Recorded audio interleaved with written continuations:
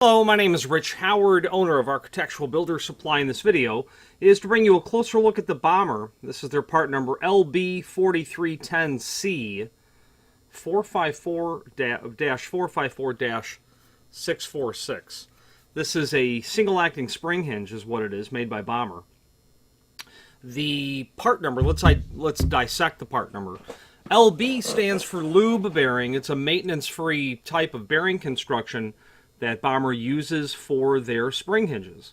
So single-acting spring hinges are going to start with LB. The 4310 specifically means that we're dealing with a square corner hinge that has a template pattern on the screw holes.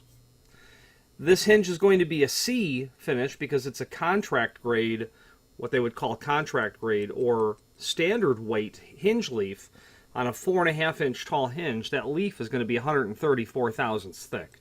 So the 4310C tells us a number of things. It tells us square corner, the template pattern, and the term template is used to describe the location of the holes for the screws. There happens to be a document below this video that is titled template, a technical drawing, but the term template pattern is an industry agreed to standard on where the holes are located. If you're replacing this hinge and you're not sure if this hinge will match the holes prepped for your hinge screw locations, click the link below this video to template, print that off, and then go to the door opening with your tape measure and verify. That would be a good idea to do that. Does again tell us it's 134 thousandths. That is the standard thickness for a 4.5-inch hinge for a commercial application.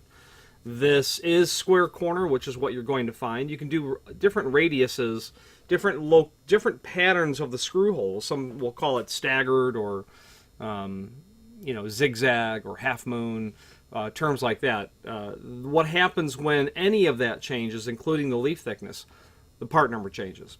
So be mindful of that. A 4310C is certainly going to be a commercial weight spring hinge template pattern.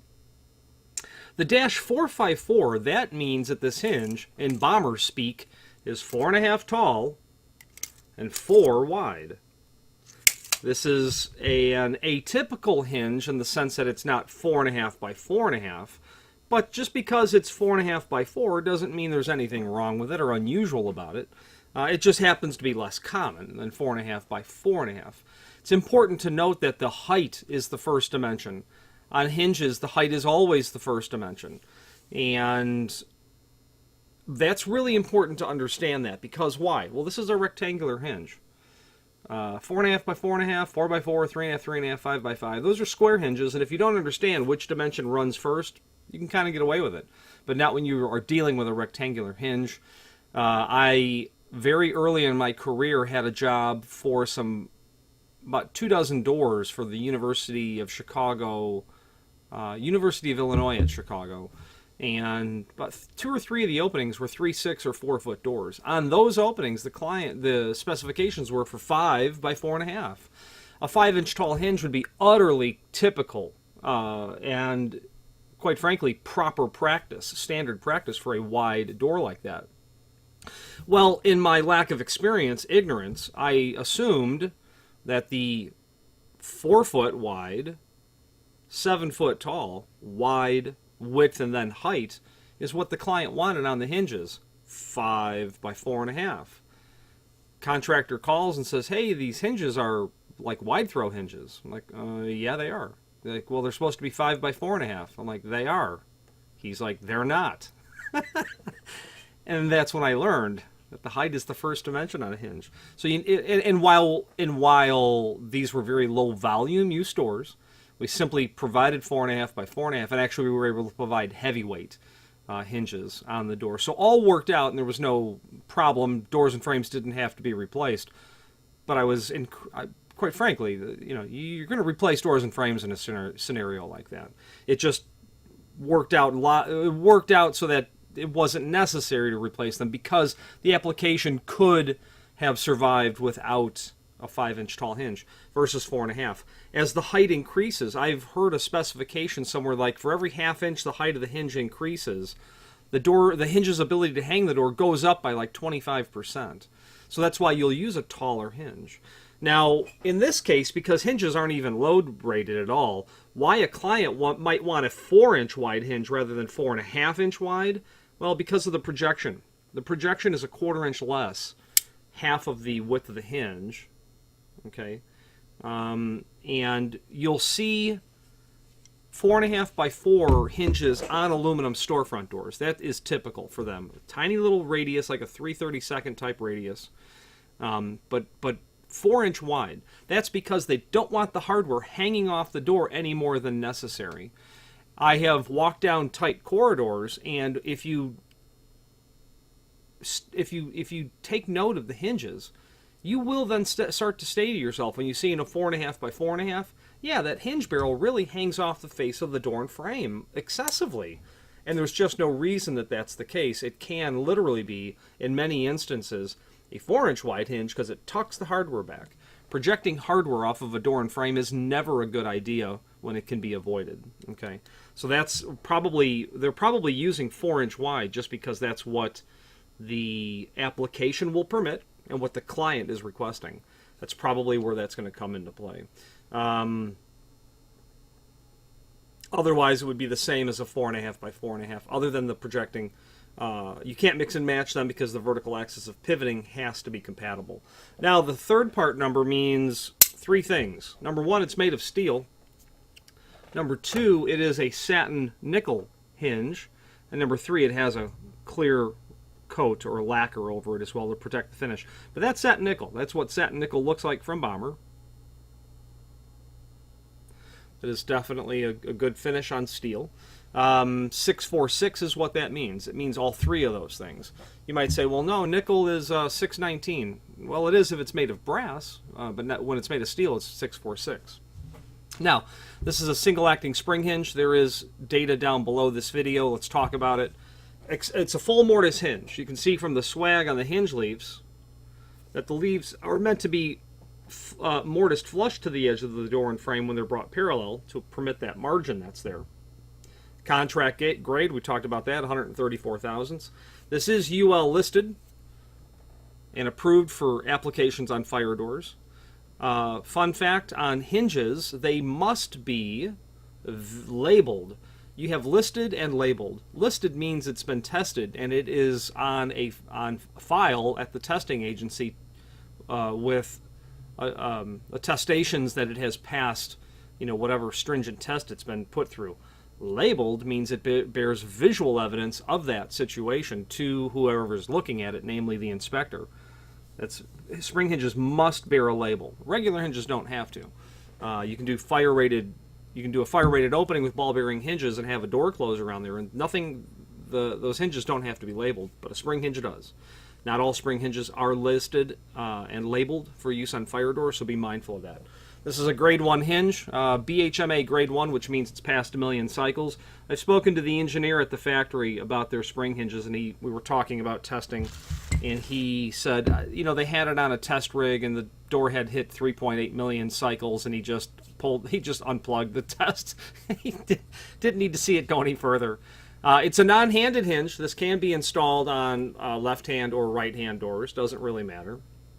Self-lubricating bearings, that's the LB part. Easily adjustable spring tension, we'll certainly get to that in a moment. ANSI templated screw hole pattern. This is an ANSI template pattern, American National Standards Institute. Pivot point aligns with commercial butt hinges that are between 123 and 134 thousandths.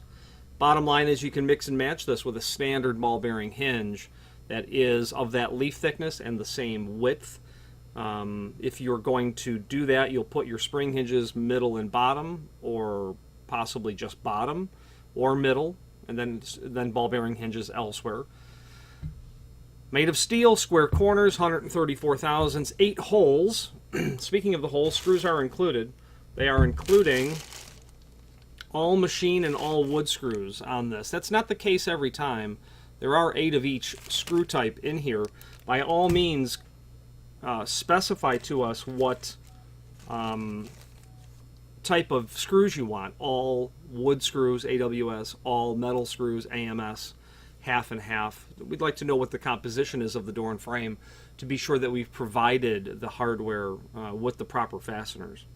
Code is going to require that the wood screws be threaded to the head, okay, which of course these are. Literally, life safety code, fire safety code, fire code for spring hinges will require that. Maximum door size 3x7. Maximum door weight, when you're dealing with doors up to 85 pounds, they'll want 2 spring hinges and 1 standard hinge. It's pretty unusual if you're going to hang a steel door that's 307 or a wood door and it be only 85 pounds. 110 pounds is much more accurate, where they'll tell you to use all 3 spring hinges if it's a 7-foot door. You can't get to 8-foot doors and have it fire rated because they're not permitted. They're not tested, listed, and approved for that. There is a link below this video to the replacement pin, tension pin, which is that little silver pin that's there, and then the tension rod. You can buy those separately. People will call us up occasionally and say, okay, I pulled those pins and out many years ago. Now the inspector's here to test, and I need to set the tension back on the spring hinge. Yeah, sure. You can buy those. There's a link below this video to the template, and that gives all those dimensional properties, and you can review all that there. Nothing of note for me to call out, I don't believe, that is not obvious. Then there is a link to the installation instructions. The bottom line is this. It's quite simple. When you install the hinge, when you hang the door, just hang the door. There's no tension on this hinge leaf. Just hang the door. Make the top hinge locations the last place that you place a spring hinge. The top hinge carries about 70% of the weight of the door, which renders the spring hinge least effective in that position. So middle, bottom, top as a last position. When the tension collar, you'll notice that there's a collar here and not one down here. When the tension collar is pointed towards the top of the door, you're going to insert the tension rod into one of those holes. And as you do that,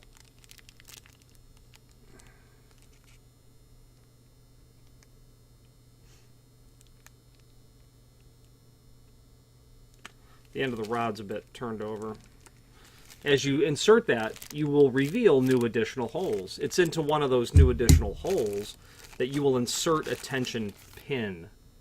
So as you insert it, you will turn it clockwise. When the tension collar is pointed towards the top, you turn it clockwise. You can install them like this. Just turn it counterclockwise in that sort of case. You'll set tension. For every order that you place for a spring hinge, you'll get 1 tension rod. For every hinge that you order, you'll get 1 tension pin. This client ordered 2 spring hinges, so he gets 2 tension pins. So you can set your tension up to 4 holes when your door goes to 90 degrees, and you can set it up to only 3 holes when your door gets past 90 degrees. If you hear creaking of the spring hinge, be mindful that you're probably contorting the spring by having too much force and applied to the spring itself, and that's where you run the risk of breaking the spring. Bommer hinges are notoriously robust. They don't just break. You have to set some significant tension on the spring before it will begin to really do that. But you're dealing with hinges that have been tested, engineered, and designed.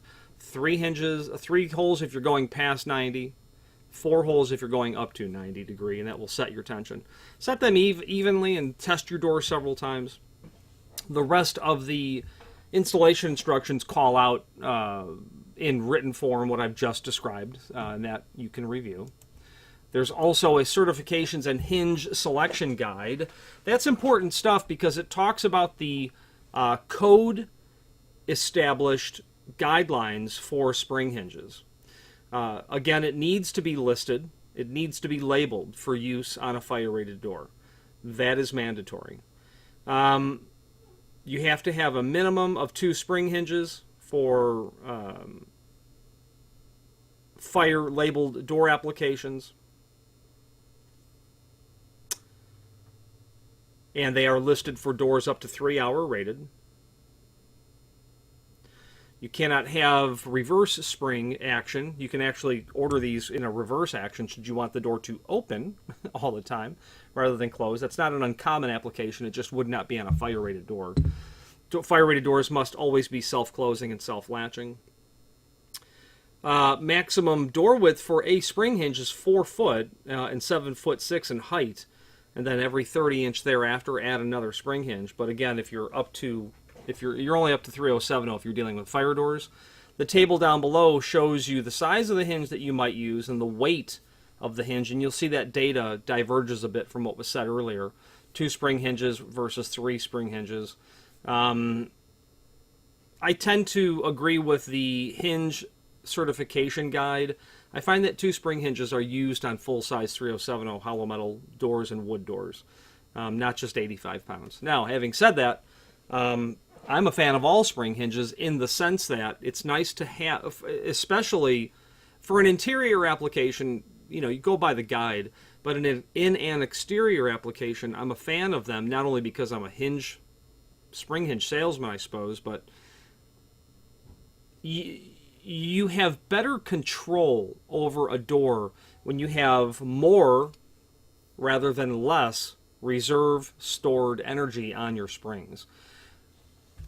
Exterior door of a 3-flat residential building, through the change of the cycles, you're going to notice that the action on the door is different from the middle of summer to the middle of winter.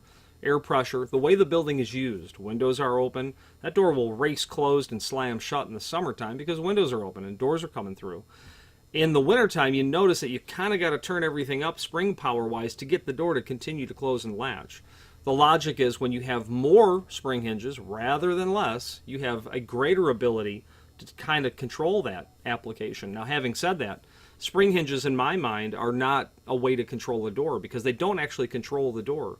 Hydraulic control, like an overhead surface-mounted door closer, an overhead concealed, a floor closer, that gives you control over the door in multiple areas of the closing cycle, and perform in a way that you can tailor the way the door is going to behave. This is nothing other than a spring. When you wind it up and release it, it will move. You do have to set that tension to get the door to move, to not only overcome the weight of the door, but all of the surface area and the air resistance that it's going to hit as it pushes all that air out of the way. You have to overcome the friction of the latch bolt hitting the strike plate. Improper, incorrect, inadequate installation. Maybe the jamb is twisted and the door is literally rising as it tries to come to a closed position. The friction of everything moving against each other. More spring hinges may be a better idea in lots of instances. Now, this hinge is available in all the different finishes that can be done on steel. Your brasses, your bronze, your chromes. It can be done in stainless as well, both satin and polished finish. And the last thing I'd like to point out to you is the Bommer logo. And right above it, it says Made in USA, a fact that Bommer is quite proud of, as am I, to represent them. If you have any questions on the Bommer LB4310C-454-646 single acting spring hinge or any other Bommer product, please feel free to reach out to us. And thank you.